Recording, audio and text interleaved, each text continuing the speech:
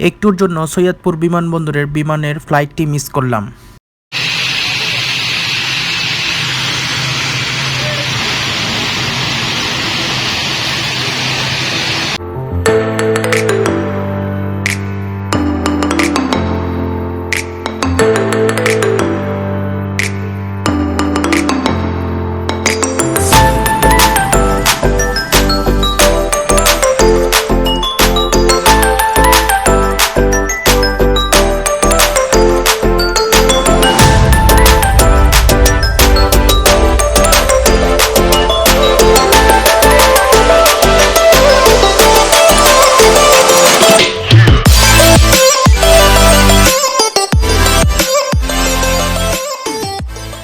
আসসালামু আলাইকুম, কেমন আছেন সবাই? আলহামদুলিল্লাহ আমিও ভালো আছি।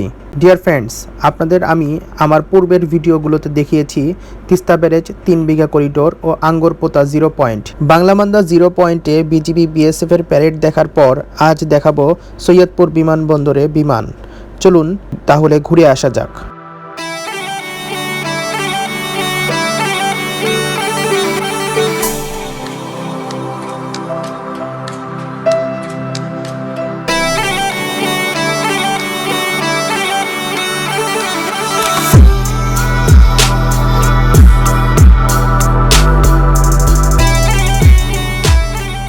আমরা সৈয়দপুর বিমানবন্দরে প্রবেশ করছি, আর এইটাই হলো সৈয়দপুর বিমানবন্দরে প্রবেশের পথ। আপনাদের বলে রাখা ভালো, আজ যারা আমার ভিডিও প্রথম দেখছেন তাদেরকে অনুরোধ করব আমার এই সিরিজের প্রথম 3টি ভিডিও উপরের আই বাটন অথবা নিচের ডিসক্রিপশন থেকে দেখে নেবেন।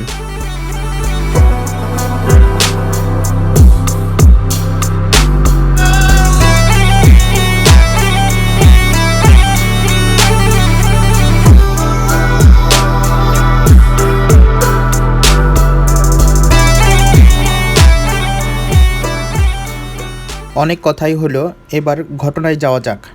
সারাদিন বিভিন্ন স্থানে ঘোরাঘুরির পর প্রায় রাত 8টা বেজে যায়। ফিরতি পথে হঠাৎ বড় দুলাভাই বলে, চলো সৈয়দপুর বিমানবন্দর দিয়ে ঘুরে যাই।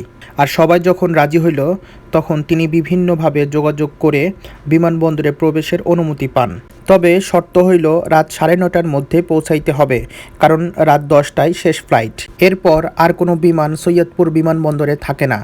আর রাত 10টার পর বিমানবন্দর কর্তৃপক্ষ অফিসও বন্ধ করে দেন। তখন সবাই একটু চিন্তার মধ্যেই পড়ে গেলাম।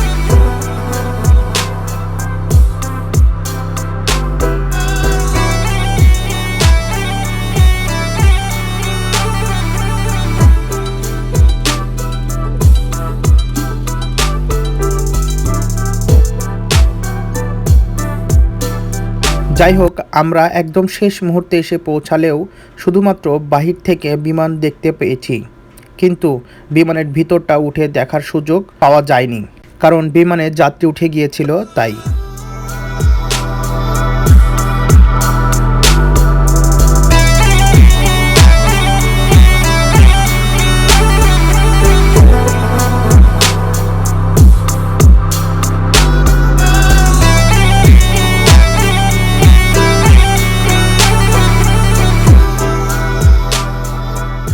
আর আমাদের সবার পক্ষ থেকে স্পেশালি থ্যাঙ্কস দিতে চাই আর্ম পুলিশ ফোর্সকে, কারণ তাদের ভিআইপি হসপিটালিটির জন্য।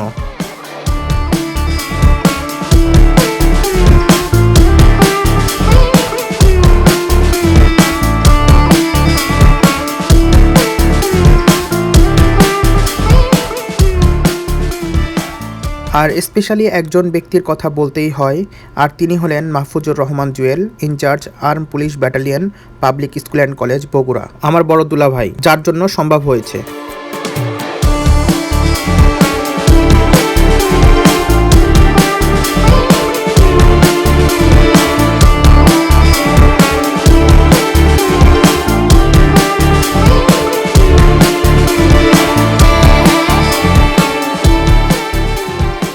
সৈয়দপুর বিমানবন্দরের ভিডিওর মাধ্যমে আমাদের এই সিরিজের ভিডিও শেষ করলাম।